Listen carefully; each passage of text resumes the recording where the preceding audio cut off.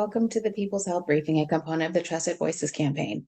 I'm Dr. Noha Balata from Roots Community Health Center, reporting for the week of December 18th, 2023. This will be our last briefing of 2023. Today, I'll provide an update on where we are with respiratory illnesses, followed by a brief discussion on gene therapy. As health professionals rooted in Oakland, serving some of the people most vulnerable to getting and suffering from COVID-19, we're here to cut through the noise to give you information you can use to make choices that will keep you, your loved ones, and your community as safe as possible.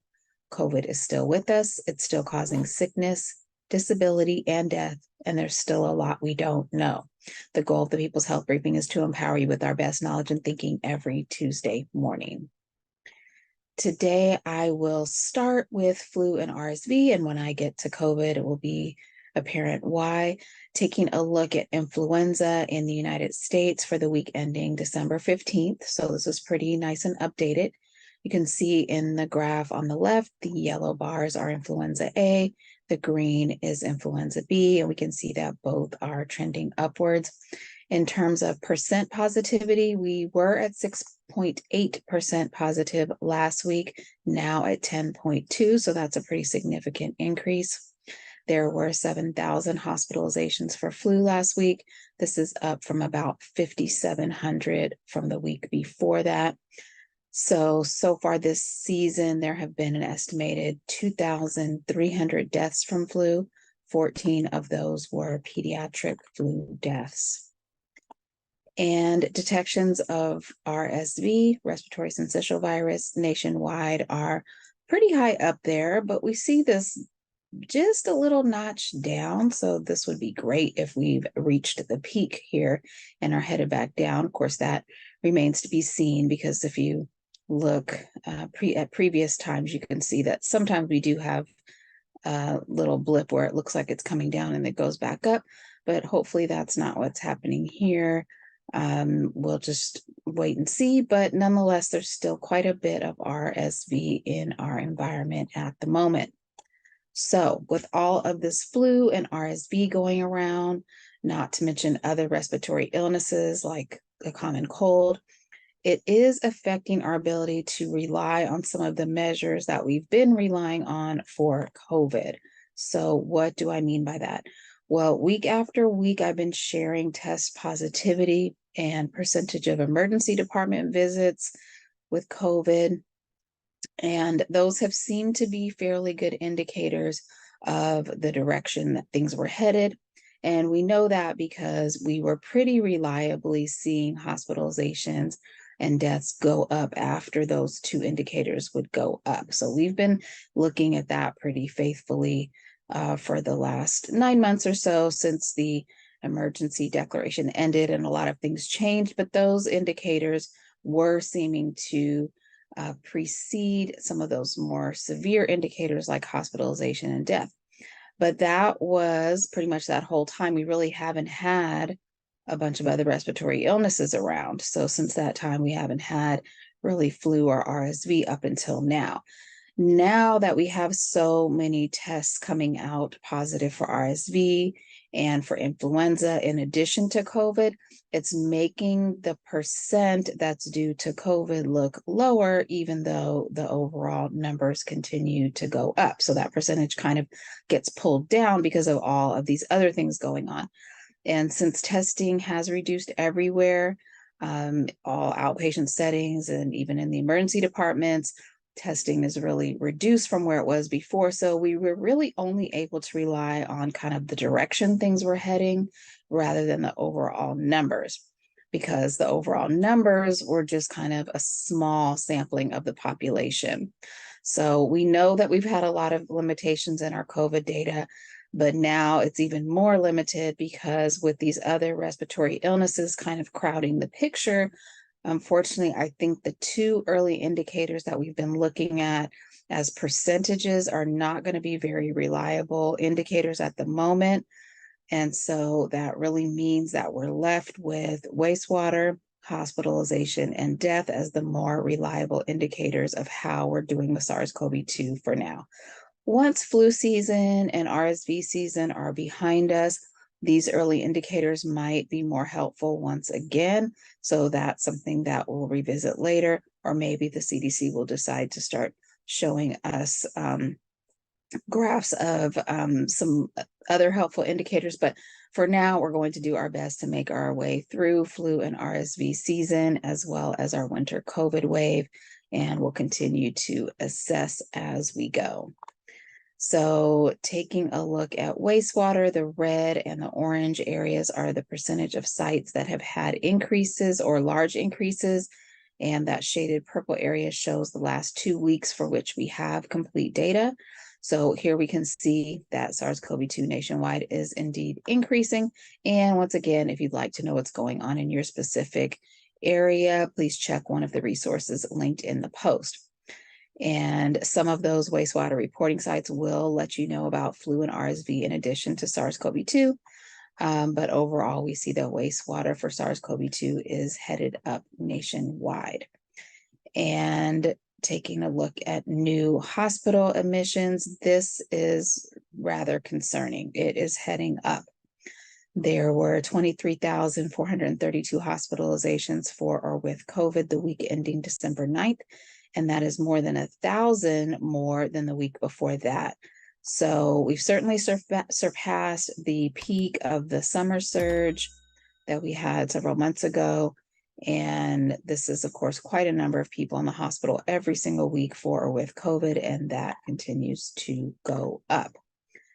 And taking a look at deaths, here we're looking at the week ending November 18th, and we had at least 1,305 deaths in the United States due to COVID that week. We had over 1,300 deaths the week before. And before that, we were seeing around 1,200 deaths every single week, essentially for all of September, October, and November. And so once again, kind of going up now to about 1,300 deaths per week. This is more than double where we were just this past June and July. And with hospitalizations going up, as we've just seen, we do expect this to go even higher. And this is already quite a lot of people dying every week from COVID. And we know that many of these could have been prevented with timely outpatient treatment. And also if these individuals had been recently vaccinated. So we need to make sure we are paying attention to doing those things, in addition to doing everything that we can to reduce the spread. So quite a bit of respiratory illness out there right now. Flu and SARS-CoV-2 are both increasing significantly, including in terms of hospitalizations and deaths. RSV came up quite quickly. Hope it reached its peak, but we'll continue to check on that. And I think the thing to say here is, despite what you might have heard in the news, it really is important to know what you've got if you're sick, especially if you're someone who should be treated if you're positive for either flu or COVID. Those antivirals would have to be started in a timely fashion. And of course, we also want you to know so that you can do what you can to notify the people around you, particularly in the case of SARS-CoV-2, which is just so contagious and so much more contagious than the others, that if that's what you have, not only do you want to isolate, get yourself treated if that's indicated, but also you want to let folks you've been exposed to or who've been exposed to you, you want to let them know as well.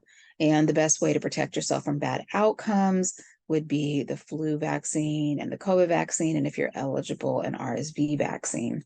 And I just wanted to draw our attention to this CDC-issued Health Alert Network Health Advisory that just came out a few days ago to alert healthcare providers to low vaccination rates for flu, COVID, and RSV, along with the increases that we've just discussed in national, but also international respiratory diseases, and that this could lead to more severe disease and also increased strain on our hospital systems. So strains in healthcare capacity over the coming weeks. They specified that in this advisory notice. So concerns about increased healthcare capacity strain in the coming weeks. They also pointed out a recent increase in cases of multi-system inflammatory syndrome in children, MIS-C. We've reported on that a number of times here. This is after a SARS-CoV-2 infection. The initial infection could even be mild. So if you have a child who oftentimes seem to get better and then get worse, This can affect any organ in their body, and it can make them really quite sick. So seeing an increase of that in the United States, and this is really concerning. So this health advisory is urging healthcare providers to recommend antiviral medications for flu and COVID for anyone who's eligible, especially those at risk of severe outcomes, and also to talk to patients about testing, because how are you going to get treated if you don't get tested? And how are you going to know that you might be having one of these late effects like MISC if you don't know what you had in the first place? So testing is very important, and all of the preventative measures that we know are very important. Every best practice that we've talked about for SARS-CoV-2 also applies to flu and RSV as well. So wearing a high quality filtration mask, improving indoor ventilation, stay home when sick, all of these things are going to reduce transmission of all the respiratory illnesses that we are facing at this time. Now, taking a look at variant proportions, this is the same one I showed last week, showing that the JN.1 variant is now on the tracker. This is only updated every other week now, so this is unchanged. But this, as I mentioned last week, this variant of the JN.1 is getting a lot of attention because there are some real concerns about the variant because of the mutations that it has. And we've been concerned about it for a while, and it kind of got off to a slow start, but it's really definitely picking up speed. And we are not kind of liking what we're seeing in the lab, which is that it's able to get around some of our prior immunity. But like I mentioned before, how it really takes off in an area and in a population will probably depend on a lot of different factors. Now we have different geographic areas that have seen different variants before. So the level of protection against new variants could differ from place to place because of that. Also, obviously, vaccination rates and other demographic factors in the population could mean that this could have different manifestations when the new variant arrives, especially if it only partly gets around our prior immunity. If there's a time when we see a variant that gets around all of our prior immunity, then we'll be in a different situation, and we'll be having to talk about a different strategy, like coming up with yet another updated vaccine and a major campaign. But for now, it looks like the vaccines that we have will provide enough of a boost, somewhat of a boost, to protect against the JN.1. And the JN.1 will take over in varying degrees, probably. We're just going to have to wait and see. Also, our treatments appear to be still working fine. So we'll just have to see how much trouble this variant is really going to cause us in the real world. And it's probably going to look different depending on where you are. So we'll just keep tabs on that. And now I'm going to talk a little bit about gene therapy. And I talked about it more than I ever thought I would have to talk about it back in 2021 when the mRNA vaccines first came out. And because they were mRNA vaccines, there was quite a lot of confusion and chaos really being created by some of the disinformation spreaders out there. To make people think that the vaccines were gene therapy. So we did a lot of debunking back then, explaining why mRNA vaccines are not and cannot be gene therapy. And I hope now that we know this, that mRNA vaccines deliver temporary instructions for our bodies to produce little harmless pieces of the virus protein, which then triggers or elicits an immune response from our body. And that way, when we're presented with the real virus, our body has already seen something similar and it's ready to mount a good response. And of course, this was especially critical since SARS-CoV-2 was a novel virus that none of us had ever seen before. And so the mRNA vaccines really saved a lot of lives by prepping our bodies for the occasion of being presented with it in real life. And as a reminder, the mRNA from the vaccine is not even able to enter the nucleus of the cell, which is where we have our DNA. And so it's actually not able to be gene therapy because it can't even get in the nucleus of the cell or interact with our DNA at all. And I've asked the disinformation spreaders personally about how this can be gene therapy if it can't even interact with our DNA at all. And I actually still haven't gotten an answer yet. But Real gene therapy is actually quite exciting. And it is really potentially changing the landscape. It is a technique that can modify a person's genes to treat or even cure a disease. It is very difficult. It is very involved. I'd say we're still in the early stages, although it's been studied for a very long time. But we are in the early stages of seeing this really become a reality, and maybe some time before it can be any kind of broad scale reality or certainly anything worldwide. But it truly is a remarkable breakthrough that could be life changing for a lot of people, especially those with genetic diseases, some rare diseases where we don't have adequate treatments at all or any kind of cure. Gene therapy is not about manipulating an entire genome. It's more like editing a specific area. So you can think about it like fixing a typo in the instruction manual, which is the DNA, when there's a typo that is causing or an error that is causing problems. And I'm sharing this today because there has been a recent major breakthrough where the first gene therapy to treat patients with sickle cell disease was recently approved by the FDA. And this is sort of a bittersweet announcement. I'll talk about that part in a minute, but it really is hopeful because sickle cell is an incredibly painful and debilitating disease that results in a shortened life expectancy of around 53 years, which is actually a big improvement with some of the treatments that we have. But really, it continues to be a painful and debilitating disease that affects more than 100,000 people in the United States alone, most of them of African ancestry.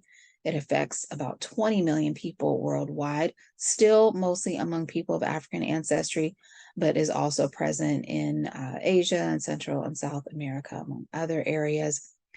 Sickle cell is a genetic disorder where the red blood cells take on a distorted shape, a shape of a sickle, and those cells are less flexible and they can kind of gather up in the blood vessels. They don't move as smoothly. They can kind of clot, they can cause pain, they can cause fatigue, they can cause many organ complications. I can tell you, having cared for people with sickle cell, their lives are often very significantly burdened and limited by the disease. Often lots of time spent in hospitals, getting transfusions, among other things. So it is incredibly exciting to see these newly approved gene therapies for sickle cell disease. We still definitely will need long-term follow-up and more research, but the potential of gene therapy to really transform the lives of those with sickle cell disease is undeniable. Basically, what the gene therapy does, actual real gene therapy, is introduce a healthy copy of the mutated beta globin gene into the patient, and it can enable them to produce normal red blood cells and therefore alleviate their symptoms. And that is, of course, an oversimplification. And actually, there's more than one of these gene therapies, but really just wanting to give a little bit of a simple overview. But it's by no means simple. It is not a simple procedure. It's actually quite involved. It takes a series of appointments. It can even actually take over a month in the hospital. But once it's complete, it appears to be offering a cure. And for those who've received it already through the clinical trials, their lives have been transformed. So what is the catch? Well, first, like I said, it's not easy. Patients may need to spend a month in a hospital facility where the treated cells can kind of really set up shop in the bone marrow and start to make new red blood cells with the stable form of hemoglobin. So this is quite involved. The other catch is it costs $2.2 million. So that is a little shocking. Patients with sickle cell disease have been neglected and subjected to inequities in healthcare for way too long. And here we have an opportunity to change that. But here in the United States, half of patients with sickle cell disease are on Medicaid, So by definition, that is lower income. And for the others, the way insurance works, I'm just hoping that there's a way that this can be accessible by anyone with sickle cell disease. Maybe more therapies will emerge now and bring the cost down, or maybe insurance companies will realize that it's actually cost effective compared to a lifetime of hospitalizations and transfusions. If they're not moved by the quality of life and quantity of life improvement that this treatment could bring. Whatever it takes, this is our opportunity to right a wrong. So I really hope to see more progress in this arena. I do suspect that this is only the beginning. There are already many rare diseases and cancers where this is being studied, and I think this can really be quite transformative in the field of medicine.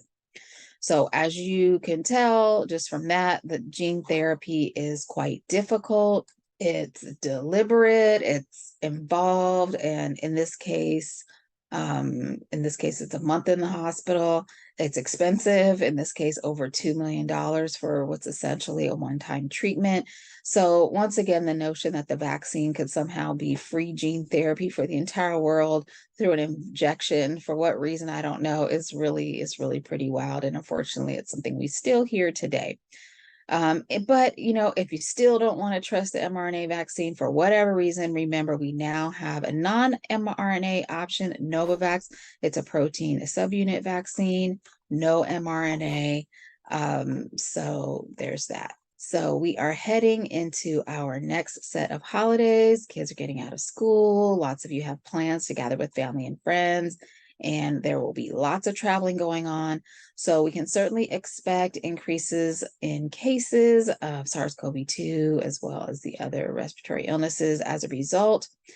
And we've seen increases basically every year of the pandemic, increases of different sizes. So we will just be waiting to see how big our wintertime wave of SARS-CoV-2 gets.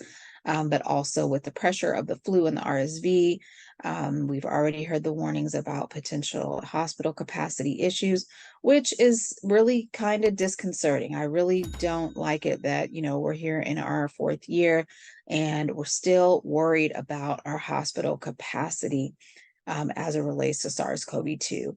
So this is unfortunate, but it is the reality that we're in. So it's just a reminder to stay vigilant. I think we know all the things we can do to reduce transmission over the holiday times, but here are some things to consider. Please think about masking from now until your gathering. We've been recommending 10 days ahead of your gathering, but some is better than none, especially during travel. If you're going to be traveling, we know that with air travel, the biggest risks are in the airport with a lot of mixing, also in the airplane is on the ground and the air circulation isn't on yet. And people who are on or off boarding are walking right past you and you're in a small space. And so your best bet really is wearing a filtration mask like an N95, a KN95, or a KF94, especially during those higher risk times, also in small spaces like the bathroom. There are a lot of people coughing around these days. And it can be an uncomfortable situation if you're kind of stuck on a plane right next to someone who's coughing. It's true, we don't know why people are coughing. We never really know why, but there's really no reason to be breathing all that in. So wearing a well-fitted filtration mask the entire time is the safest way to go. But at least please consider taking one with you because, no matter where you are on the masking thing, sitting near someone who's coughing germs on you is not enjoyable. And you can certainly get a lot of comfort out of adding that layer of protection. And it really could keep you from ruining your holidays, ruining your travel, spreading something to someone, or turning your event into a super spreader. So don't let COVID be your wingman. Mask up. Maybe you're not traveling, maybe you are hosting. And so just like you prepare your food, you can prepare your home against COVID, RSV, and flu. You can plan to gather outdoors if possible. That's almost always safer than indoors, although it's not foolproof. If you will be gathering indoors, make efforts to improve your indoor air quality, like adding HEPA filtration units, keeping the central air running with a MERV 13 or higher filter, opening doors or windows.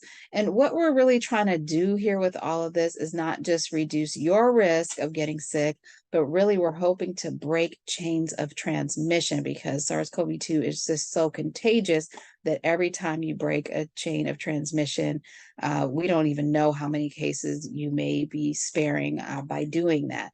And so when we are leaving from home, work and school, etc., we're traveling, mixing with a bunch of people, we're gathering, mixing with more people, and then we're getting back on those travel modes to go back to home, work and school. Those are a number of potential chains of COVID transmission. So breaking those chains and looking along the bottom, there's a number of ways to break the chains, but these are really the most, I think, effective at this point. The masking at least 10 days before you gather really, really reduces the risk that you will have anything to spread to others, or that they'll have anything to spread to you. Testing right before your holiday event and excluding anyone who is positive really can absolutely prevent your event from becoming a super spreader. And then after the any potential exposure, whether that's a gathering, whether that's traveling or something else, around day 2, day 4, or day 3, day 5, doing antigen tests afterwards will give you a pretty good indication. Of course, none of it's foolproof. You can keep repeating it, or you can get a PCR test if you absolutely need to know. And certainly, again, masking, especially while you're traveling and mixing with others. And of course, this should go out without saying, but I'm going to say it anyways. Please don't attend any gatherings if you're not feeling well. Just stay home and get your rest. And let's keep up all of our best practices to prevent the spread of respiratory illnesses. The more layers of protection, the better. If you get exposed despite all of this, or if you have symptoms, please conduct a rapid test every day or two while you continue to wear a filtration mask around others. We know those tests can get expensive, so please don't forget to order your free test from the federal government. That's covid.gov/tests. If you spend time with someone who is, when you're both unmasked and there's someone who should be treated, or if you would be treated, then we just need to be extra vigilant, extra careful. We need to get tested timely. You may want to go ahead and get that more definitive PCR test, since the antigen tests take longer to turn positive. Remember, you generally only have 5 days to start antiviral treatment, which can reduce the risk of hospitalization and death by about 80%. So the sooner you can get your proper diagnosis, the better. But that does require some preparation and planning. Also consider using rapid tests for pre-event testing, and keep a guest list. If someone turns up positive later, you can contact the entire group. If you test positive, don't go around others. Do not go to the gathering, and contact anyone you've been around, especially unmasked, for the last 3 to 5 days before you started symptoms or tested positive. It's the right thing to do. And also remember, please do an antigen test to exit isolation. In general, we believe that enough virus to detect is enough virus to infect. Also, just please don't push yourself. Allow yourself the time to fully recover. And as usual, remember to eat a balanced diet, incorporate fruits and vegetables, avoid those sugary drinks. You may consider a multivitamin supplement. Get your blood pressure and baseline labs checked, including sugar and cholesterol and vitamin D. Get some regular physical activity unless you're sick. In that case, please get your rest and manage your stress levels and get a good night's sleep. This concludes today's People's Health Briefing. We will be off for the next 2 weeks, and we look forward to seeing you back in the new year. See you then.